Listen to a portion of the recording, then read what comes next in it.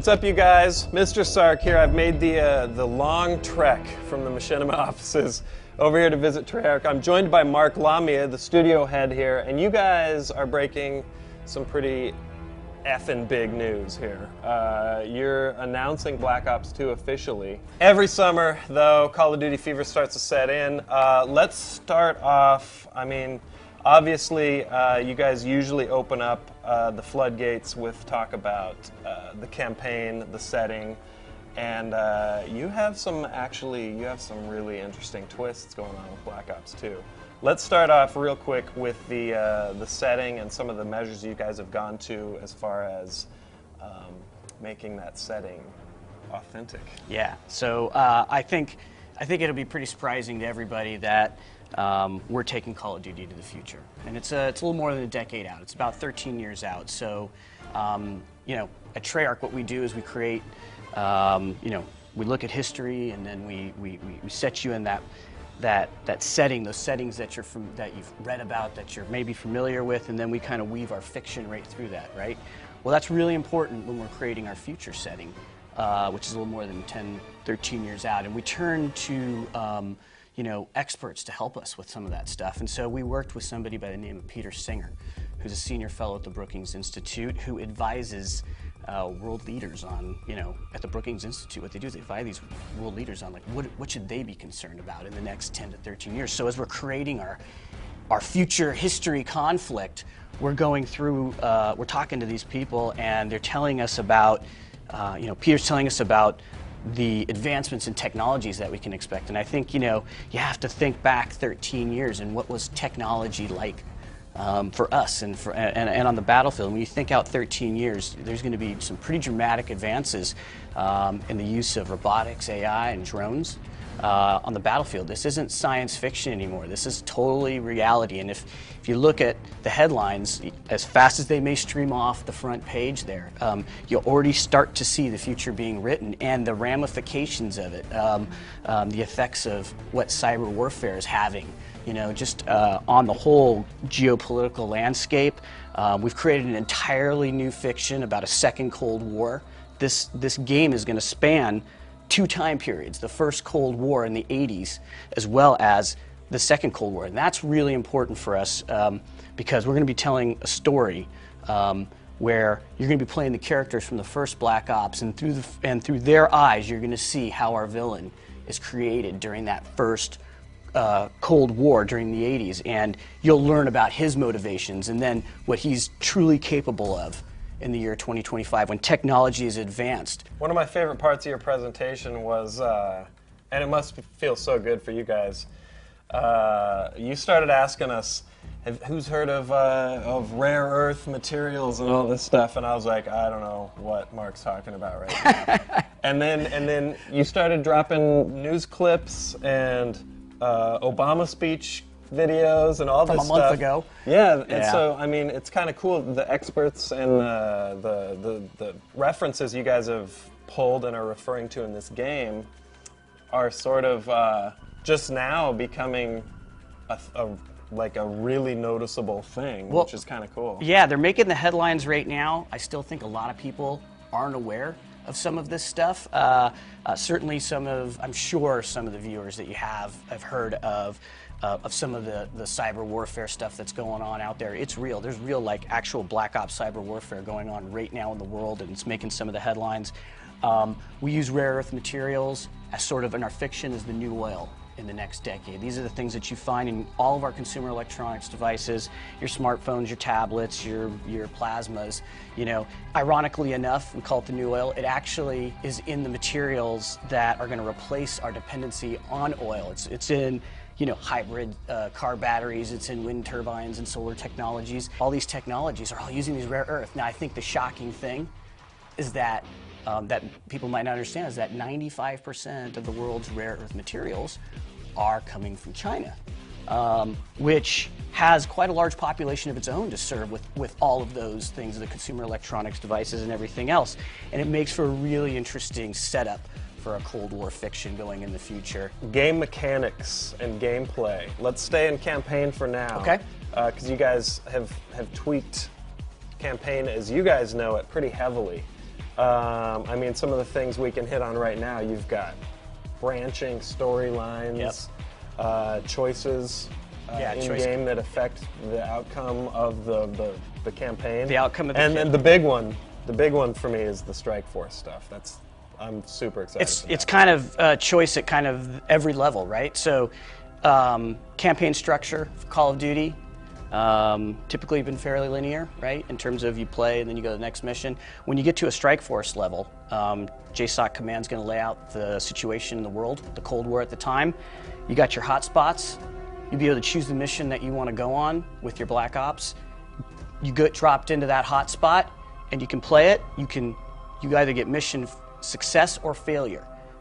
And normally in Call of Duty, if you fail, it's like you play again, right? But actually in this mission, if you fail, that's just part of the story, and it goes off on a different branch. And by the way, these other missions that you didn't choose, the fiction carries forward with that until, except if you want to go back and play, which is cool by us, because we would love nothing more than for you guys to want to go back and get more enjoyment out of the campaign. But it really is choice at every level. It is sandbox gameplay.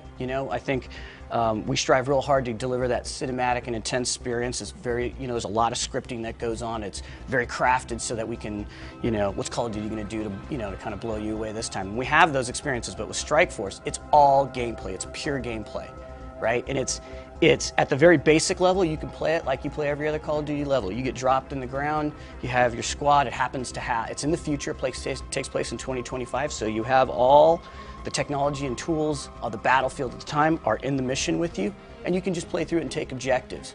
But that would only be scratching the surface, because you actually have the opportunity to move between different members of your squad. You can take over any of the equipment on the battlefield, whether it's the land ones or the air ones. You can fly and drive, and they have awesome weaponry.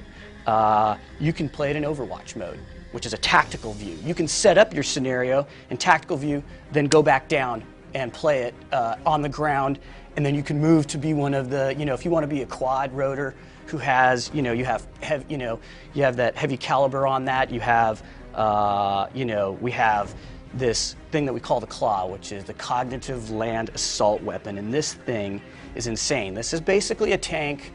It's a quadped with really heavy machinery, and if you think about what's out there in the world in terms of robotics, it's not long before those things are no longer just mules and they've strapped some heavy machinery on it, right? You could play that entire mission from Overwatch mode if you really wanted to, or you can play it on the ground. You could do whatever you want, and it's not going to play the same way twice. You could, in theory, play this like totally from an elevated perspective, as if it was an RTS game, and control your team and all totally the units in Overwatch and all that. It's up to you. At any point, he was zooming down into, I want to be that soldier right now, and hack that node or whatever, or I'm going to hop into that unmanned drone. So I don't know. I think that's huge. It adds a lot of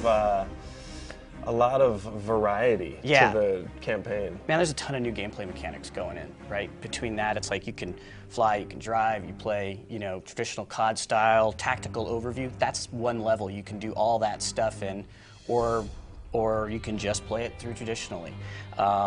And the thing about it is when you play one of these levels, it actually affects the storyline, because it affects what's going on in the Cold War and on the geopolitical level, and it branches off, and that's really the case with actually there'll be these key decision points in the game, and they're going to come at you COD style, not like it's not going to come up and it's going to be like, hey, there's a choice A or B, which one do you want? It's going to be COD style. It's going to be intense. You're going to know there's a fork in the road, and it's happening, and you have to make a really hard decision, and some of these are going to be like really intense decisions, and the story will change as a result of that. It's unlikely that you and I will have the same ending in this game, and we'll be able to, I think it'll encourage people to want to go back and maybe make some different choices, and we're excited about that, because we're putting all kinds of new gameplay mechanics, sandbox gameplays we talked about in the Strike Force stuff, and that excites us that people might spend a little more time enjoying the campaign as well. A little example of that during the demo, where